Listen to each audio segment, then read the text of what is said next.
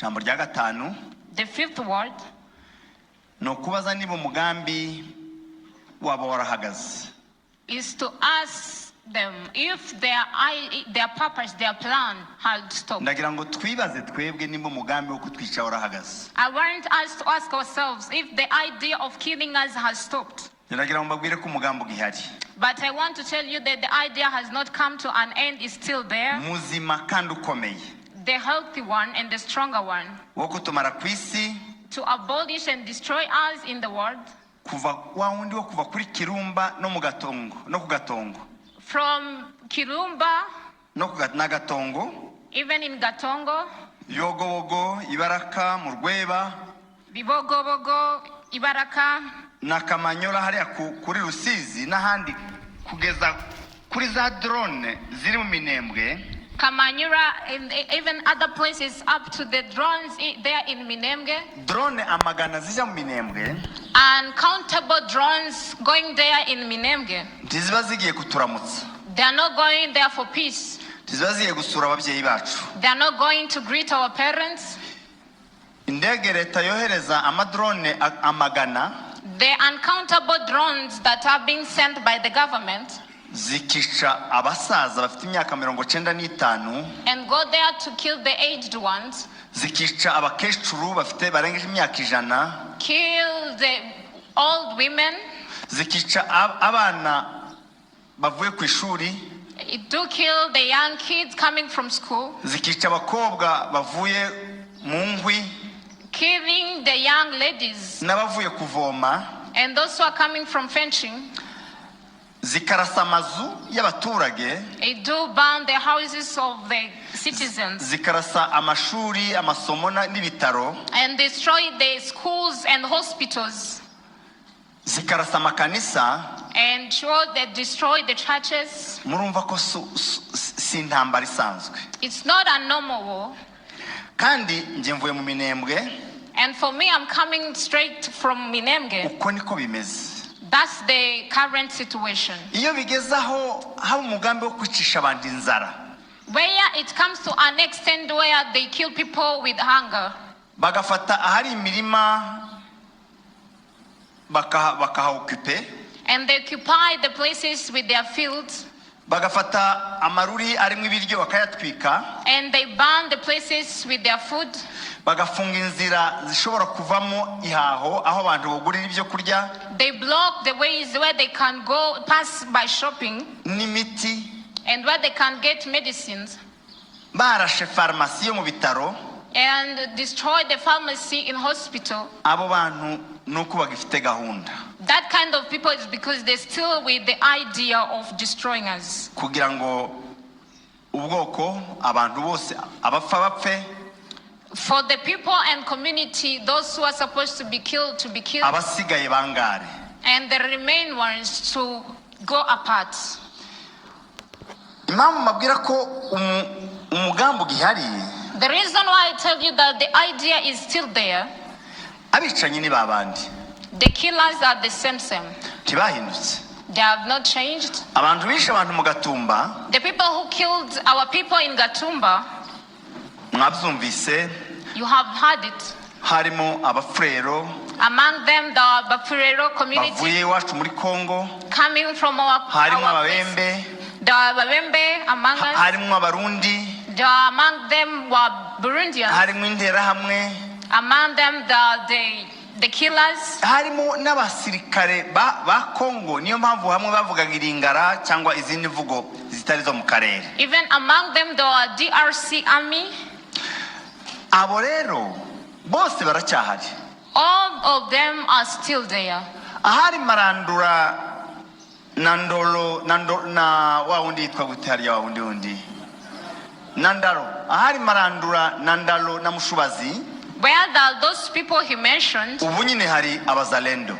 They are Bazarendo, they are occupied. Nono baranorotse ni benshi kuruta babandi. And for now they developed many more than the Abamayimayi muzamumva sino bavuga amazina ariko muzamubumva baruzuye biriya bibiri. There are many in those bushes, the huge number of them. Ahari hahagaze uwitwa Pasteur Habimana. There were was occupied by Perezida Habimana. izina ry'ikihimbo The nickname, ariko witwa neza Matusela niko bamye, but named as Matusera. ayo niyo mazina ye.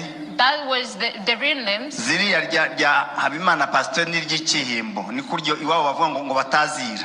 But the Habimana pastor was a nickname being named. Matusela This niko bamye aho yari ahagaze cya gihe, where he was at that time. ubu hari abandi bita abapasiteri ngo bambaye haga bakora kakazi bavuga bya bigambo, But they are still the same who call themselves servants. bavugira Imana nimba ari zikuzimu simbizi, ariko bakavuga amagambo y'ubwicanyi. They do say that they talk on behalf of God, but they do speak the killing words. Ahari hahagaze agatorwa sa cya gihe, The way Agatoga Gwasa was standing there, ubu hari Ndayishimiye n'ingabo z'igihugu cye na CNDD na FDD bahaye bakora buriya bwicanyi. is there the senior leader of Burundi and the other leadership. Bafite imbaraga n'ibikoresho biruta ibyo bariya bari bafite. They have strong weapons more than others had at that time. Abantu ba FARDC bari bahari The fathers cya gihe who were there bari bake, were few, abari mu gikorwa cyo kwica abantu mu Gatumba. who were there in the action of killing people in Gatumba. Ariko noneho ubu ngubu ubugome bwarazamutse buri hejuru neza ku ntebe ya mbere kwa Tshisekedi. But the hatred has developed up to the seat of the president.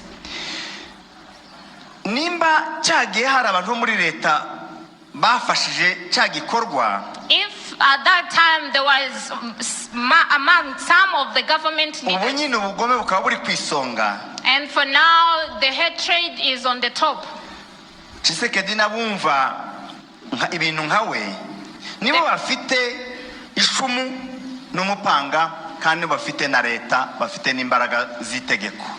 Those leaders are the one holding weapons to kill our own people. Icyahindutse gusa ni kimwe. What have changed? It's only one thing. Jenoside yakozwe mu Rwanda, yakozwe mu Gatumba, bakoreshaga essence n'ikibiriti gutwika abantu. The genocide in Rwanda and other places, they use matchboxes and oil to kill people. Bagakoresha imipanga They use machetes n'imihini, and also the hoods. bagakoresha n'imbunda ntoya izi za Kalashnikov. And use the small guns. Ubu rero jenoside kwirakoreshwa ikoranabuhanga.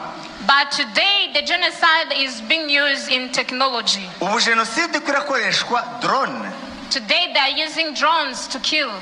Ni nkaka mubona, It's the same you are seeing here. kabaye ngakaniniho gato, A little bit bigger than this. bagashiraho amabombe ya 60 na 82, izo ni imbunda zigira amabombe, bakubakaho amabombe, kakiruka kagenda gakurikira umuntu aho ungiye hose, habe niyo ugiye munsi y'igiti kakagusangayo kari hejuru yawe. They connect their bombs and follow people wherever you can run to. Uwakohereje afite computer aha yakureba uko hayugenda akuzi yo kumenya. Who sent it with a computer, sending it and tracking your location where you are. Noneho bakohereza amagana. And they send uncountable drones there. Kandi ziri hejuru aho wenda wewe iyawe mbundu ufite itozirasa ngo izigereho. And upon them, where the weapons they have, we can't shoot back to them. Ko barakoresha ikoranabuhanga bakifashisha n'abanyamahanga n'abazungu barimo ba Eric Prince. Today they are using technology to kill us and also as being assisted by nations' support. Icyo nicyo cyahindutse. That's the changes only are there. Ubu nyine harakoreshwa imbunda hafi za kirimbuzi, barashinga imbunda kubazi mu Minembwe, bagashinga imbunda muri Bicumbi cyangwa se Imutunda, zorasa Minembwe hose. Today they have strong weapons which can destroy the entire area. Icyo nicyo cyahindutse. That's the only changes are there. Ariko umugambi urahari. But the plan, the idea is still there. N'abicanyi barahari. And also killers are still there. Njye ntanzwe mvuga ko icyo namaze kubona abagabo babiri bahuriyeho, abayoboye ibihugu bibiri bifite umugambi wo kutwica n'uwo mugambi niwo bahuriyeho, ibindi ni ubucuruzi. What connect these two nations to kill us? That technology, that's what connect them. Others is just trending. Ni umugambi wo kutwica, ideology ya genocide niyo bahuriyeho. It's the ideology of killing us. Guceceka kw'amahanga, Silence of nations, ntikukabatangaze. let it not amaze you. Abantu biciwe mu nkambi yabo, People are being killed in their own tents. aribo bashinzwe kubaha umutekano. People are being killed in their hands, and yet they were in charge to protect them. Aribo bakabaye babarinze, They were in charge to protect them, ariko ntacyo bavuze. but they kept silent. Kandi kwica impunzi And killing refugees, nta nahamwe byemewe mu mategeko, there is no right allowed that. kuko impunzi ni umuntu bamanitse amaboko ko ari umunyantege nke. Because a refugee is someone who surrendered that he's a weak person.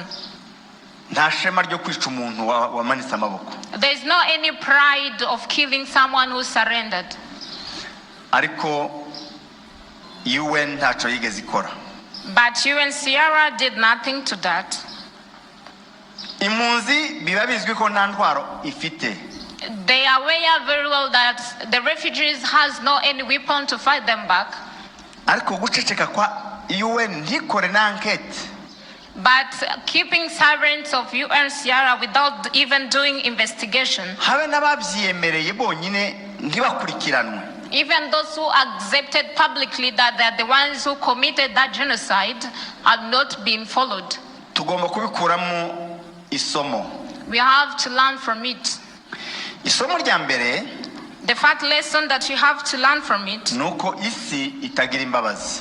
is that the world is merciless. Isi ntigira impuhwe. The world is merciless, has no mercy. Amahanga Nations ajaramira uwanze gupfa cyangwa wananiye urupfu. Amahanga ajatabara uwanze gupfa cyangwa wananiye urupfu. The nations do rescue the one that has become difficult or denied to be killed.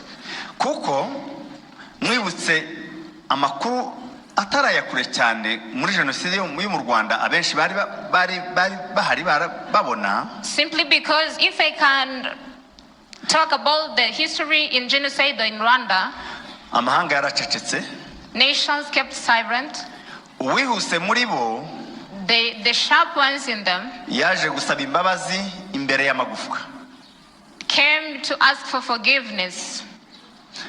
Imbere y'amagufwa, abantu barapfuye barabaye amagufwa. Came to ask for forgiveness in front of bones. Niyo mpamvu rero, That's the reason why, uko ntekereza umuti n'umwe ndaza kurangirizaho.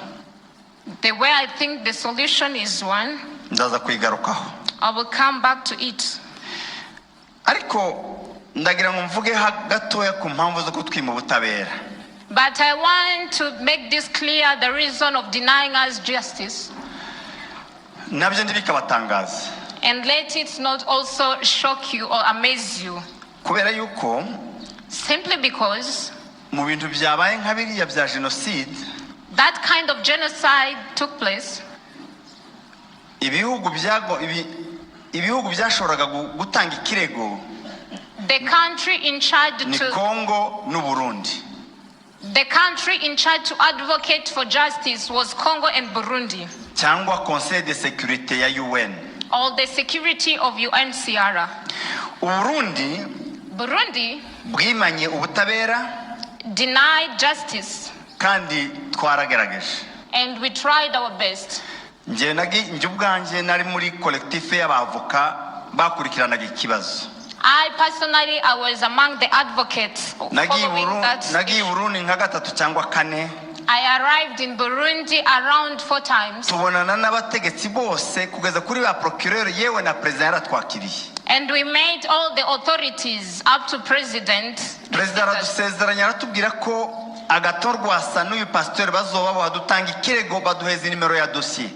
And the president promised us that they are going to follow it and they are going to be caught.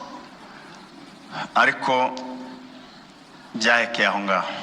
But that was the end of it. Procureur twarabonanye aduha nimero ya dosiye atubwira ko bazotangira kubasambisha vuba cyane. Procureur, we met them and gave us the number of the case number. Ariko nta cyakozwe. But they did nothing.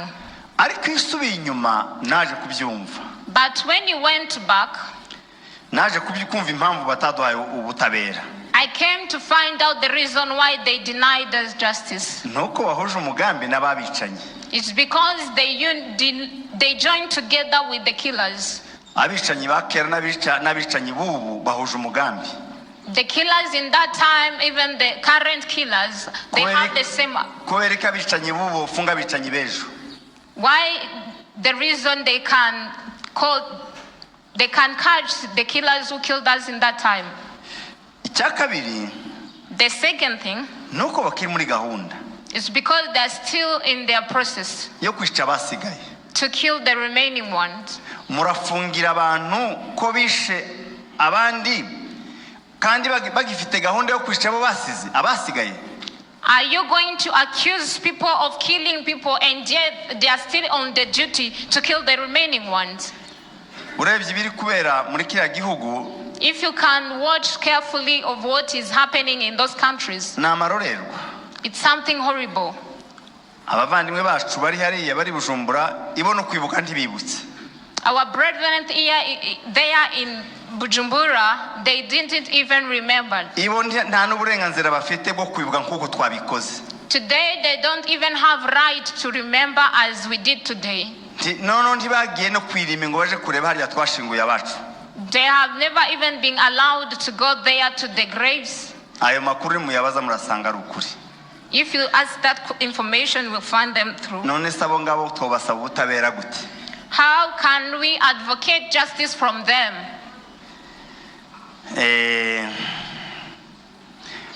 Ngo bari mutuntu nyine turi chip ngo mutuality irakorana na gakondo ngo irakorana n'amahoro ngo irakorana nande bon mutuality.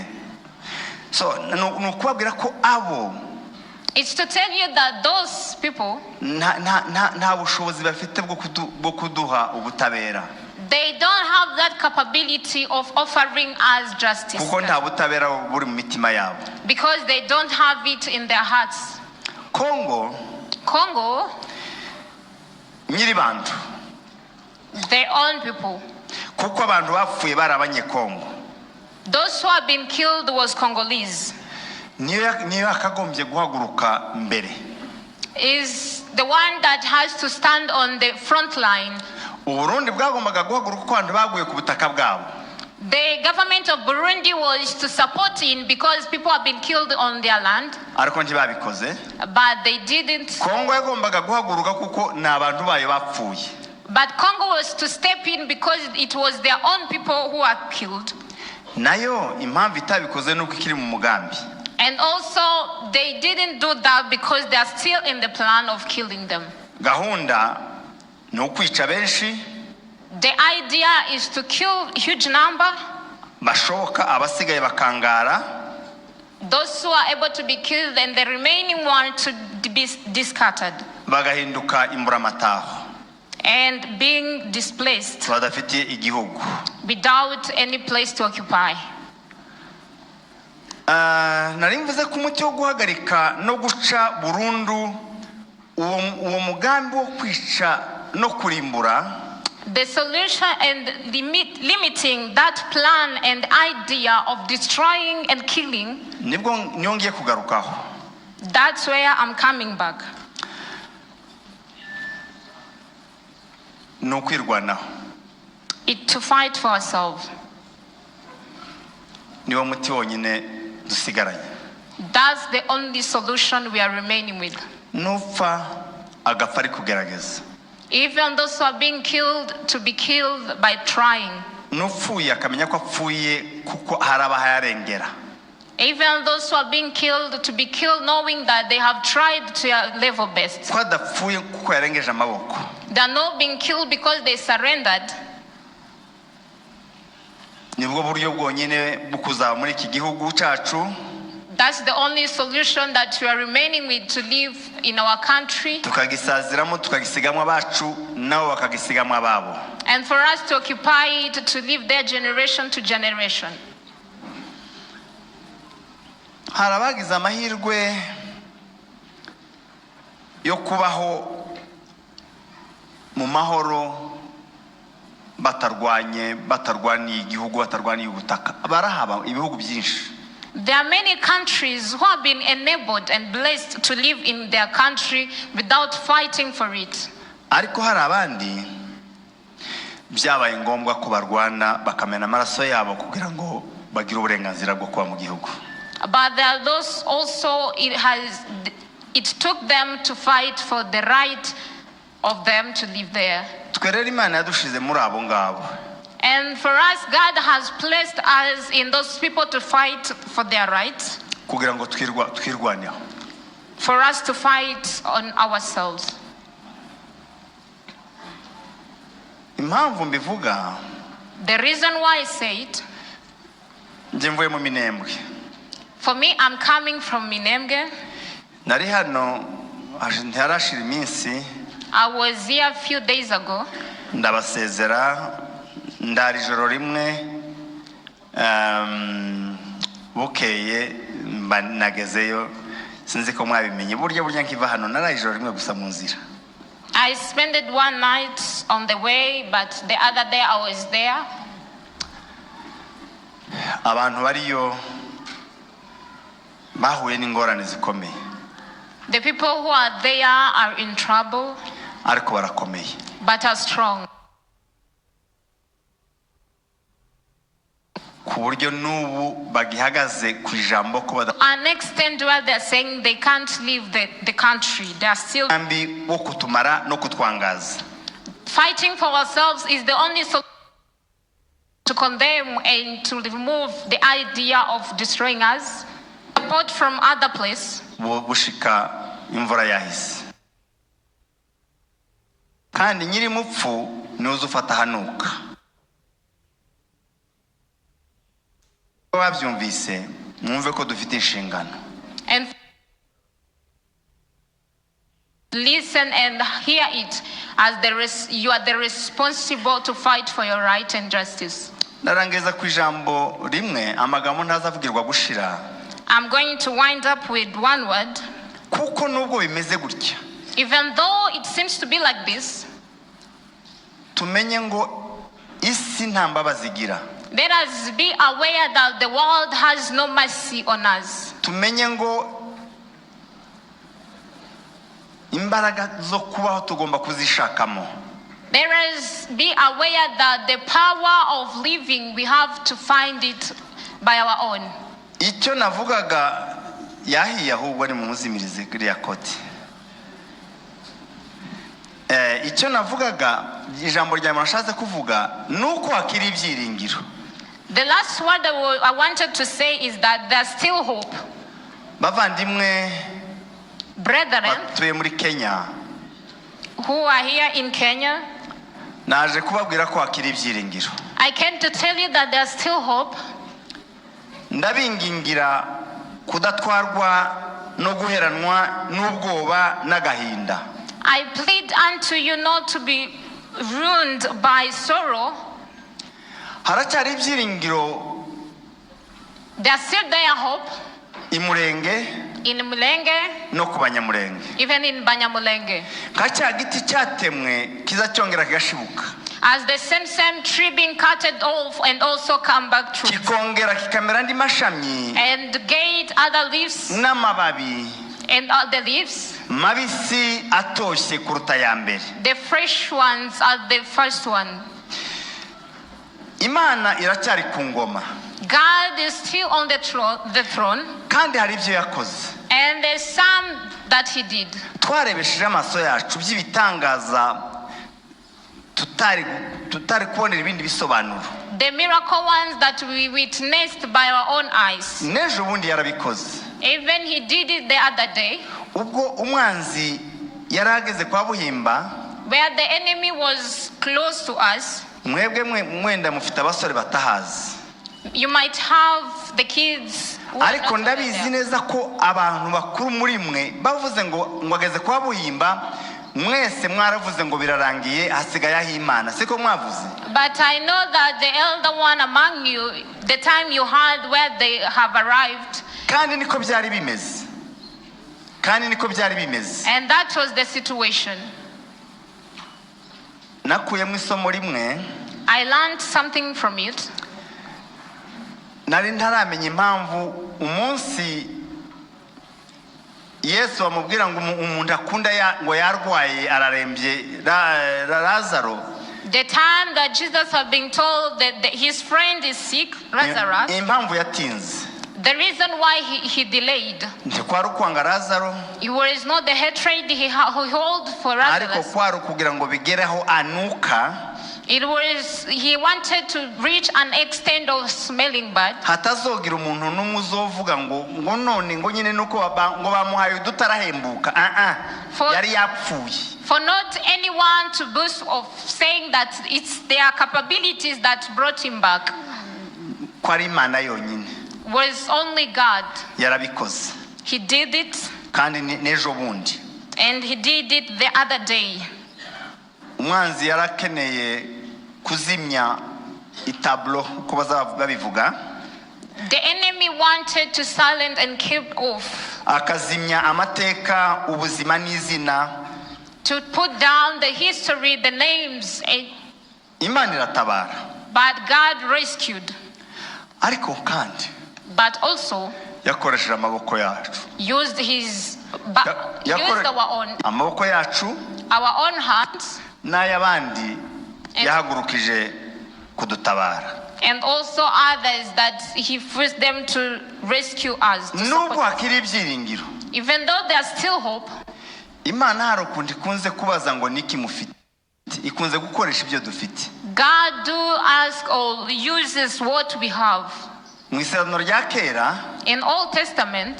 Yabajije Mose ngo ufite iki? Asked Moses, what do you have? Ati inkoni gusa. I just have only the stick. Sinzamenya nimba rwara urugubyo nimba yarihe nimba ariko inkoni. I'm not aware of the type of stick he had, but he had a stick. Ariko iyo nkoni niyo yakoresheje. But he used the same stick. Kugira ngo ibakure mu Giputa kugeza bambutse Kanani. Ariya nkoni izicamo n'amazi. To take them from Egypt. Wa mugabo yari afite inkoni gusa ngiyo yo kuragira. Had a stick and thought it was a normal stick. Ariko Imana yarayikoresheje kugeza iciyemo n'amazi barambuka. But God rescued them through the stick he had. Ubundi munsi yabashije mu Isezerano rishya yaraje ngo mufite iki? In the New Testament he asked, they say, what do you have? Cyari ikibazo cy'ubuzima n'imibereho. It was the problem of the daily life. Irabaza ngo mufite iki? Ask them, what do you have? Bati samaki zibiri gusa n'imigati 5. And they say that we just only have 5 breads and 2 fish. Ati nimuyizane. And told them to brought them. Ati muyizane bamuzanira bya bindi irabikoresha bararya barahaga. And asked them to bring them to him, and he multiplied them. Nukuvuga ngo Imana. It means that God ikunze gukoresha ibyo dufite.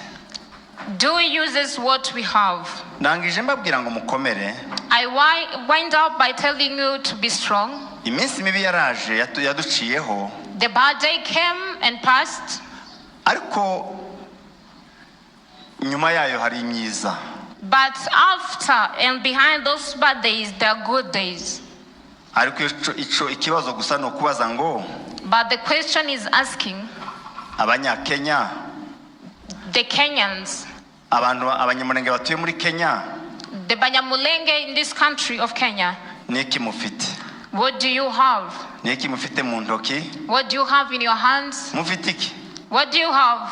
Aricyo mutanga. Give that you have. Imana igikoreshe. For God to use it. Kugira ngo izadukureho uyu mwuka mubi n'ibi bihe bibi. So that he can take off this bad spirit and these difficult times. Ituremera ibyiza. To create the good ones to us. Ibi tuze tubivuga nk'amateka. Let us talk this as history. Ariko n'aba bana